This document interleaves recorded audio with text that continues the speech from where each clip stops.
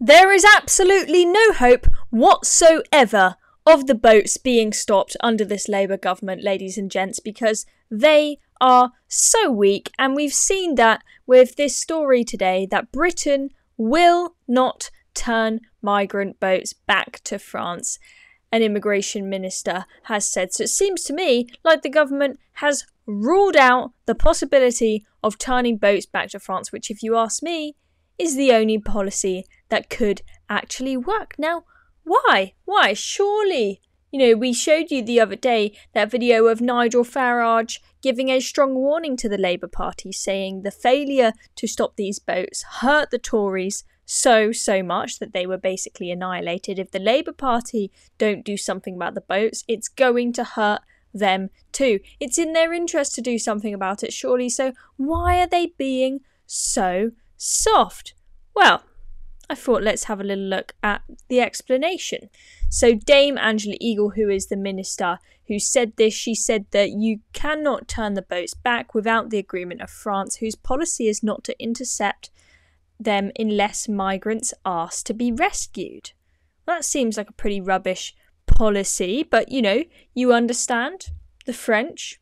If you look at the incentives, why would they want the migrants to stay in France? They're quite happy to make it Britain's problem. So we really have to make sure that we're very strict on France, and we really hold France to account, and we put sanctions in place in whatever form is possible if they don't bother to stop the boats, and more importantly, if they don't bother to use the 490 million quid that we have given them in a deal effectively. We're not just going to throw money at them to do nothing. Now, I was quite confused when you may have seen over the summer there was a video. Nigel Farage was reporting for GB News. He was out on the sea, and we saw the French Navy escorting migrant boats to British waters, basically handing them over to us. And I thought, well, surely that's absolutely unacceptable. Why aren't the British holding them to account for literally escorting migrants on their illegal journey to Britain? This doesn't make sense. But we have a bit of an explanation now about this. So it's led to controversial videos of French Navy and Border Force vessels shadowing migrant boats to the midway point in the Channel, where they are rescued by the British Border Force and taken to Dover. And this is why the French say they have to do this. France argues that any interception without the permission of those on board breaches maritime law, because to do so would put their safety at risk. They will only intervene if the migrants request help. Now, look, I'm no expert on maritime law, but what I think when the RNLI, for example, comes to rescue you, you can refuse help and say, no, you're not getting on board my boat. This is my property. Stay off.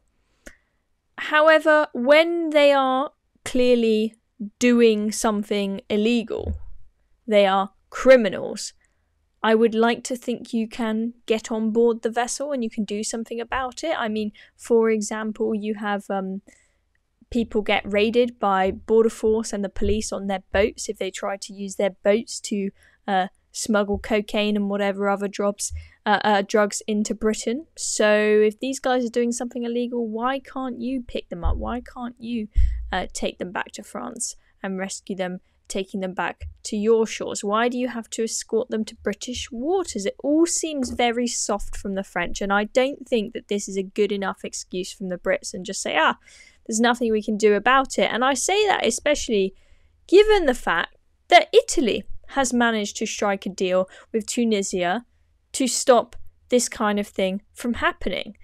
So the article says, by contrast, this is from the Telegraph, Italy has struck a £90 million deal with Tunisia, under which its Border Force and Coast Guard vessels turn the boats around and return them to the Tunisian coast. That is exactly the kind of thing we want to see happening with an agreement between France and Britain. Now, 90 million quid, 90, that sounds like a lot of money. Have we got that much money? Well, that figure is actually tiny compared to the, if you remember, the 490 million quid agreement that we have with France. So we are giving France a heck of a lot more than the Italians are giving.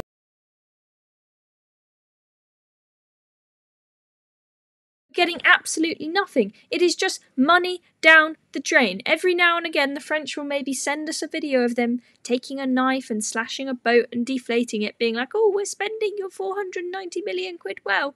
No, it's absolute garbage. They just want to put the migrants on the boats. They want to escort them to Britain. They'd think, oh, we don't want them here. We'll let Britain have them. And they'll happily pocket our money. You know, they get bribed by, they're pocketing, all the authorities are in the EU, everywhere, they're all pocketing money from migrants in bribes, right? They'll happily pocket some more money from the Brits and help this trade carry on.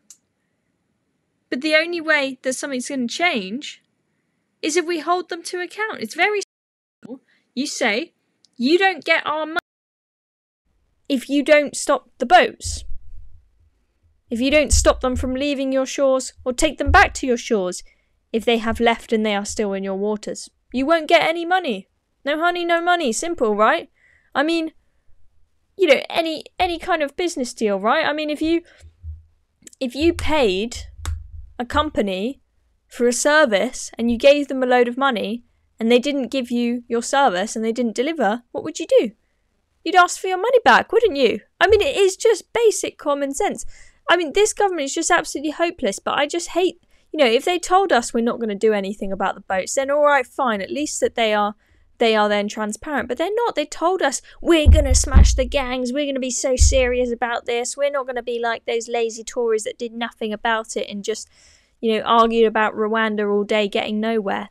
But, you know, they didn't exactly get off to a good start, because I remember this story from 40 days after the general election, because they said that we're going to solve the problem with this new Border Force Command.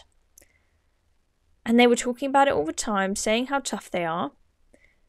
But then they couldn't find anyone to lead the new Border Force Command. In fact, I think they had a guy. The guy very quickly quit, got fed up with them.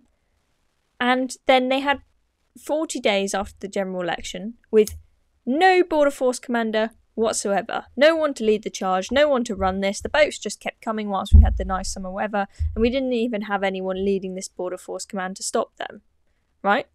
So I thought, let's check in on this story, let's see if they found anyone, and I actually saw that only just yesterday was a press release put out by the government to say that they have now actually found someone. So it's, 2.5 months since the general election, and you've only just found someone.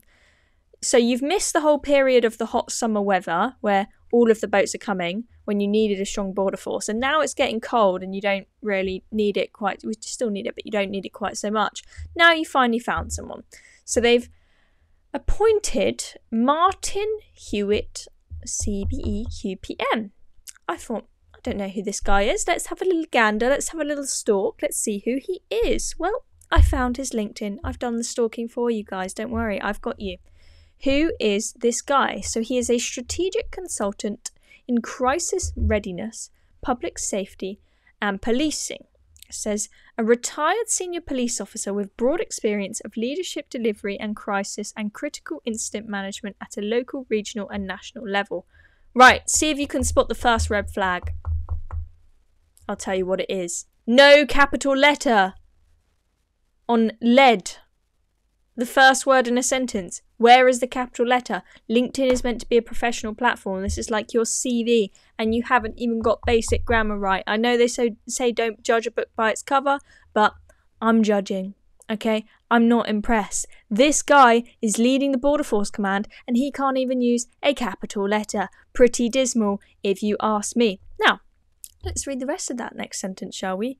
Led the UK policing response to the COVID-19 pandemic. Also, no hyphen between COVID and 19. Another mistake. But the thing I'm more concerned about in the sentence is this is the guy who led the policing response to COVID. So, look, I don't know exactly what orders he gave, but this to me seems like he might be the guy who was telling people to go arrest people for sitting on a park bench and having a coffee. Because no, you can't pause during your exercise. You can walk, you can have your half an hour or hour, I can't remember how bloody long it was, exercise you were allowed when you were allowed to leave the imprisonment of your house. But oh, if you sat down on a bench with a friend and had a chat, that's it, handcuffs on, off you go, carted off to prison.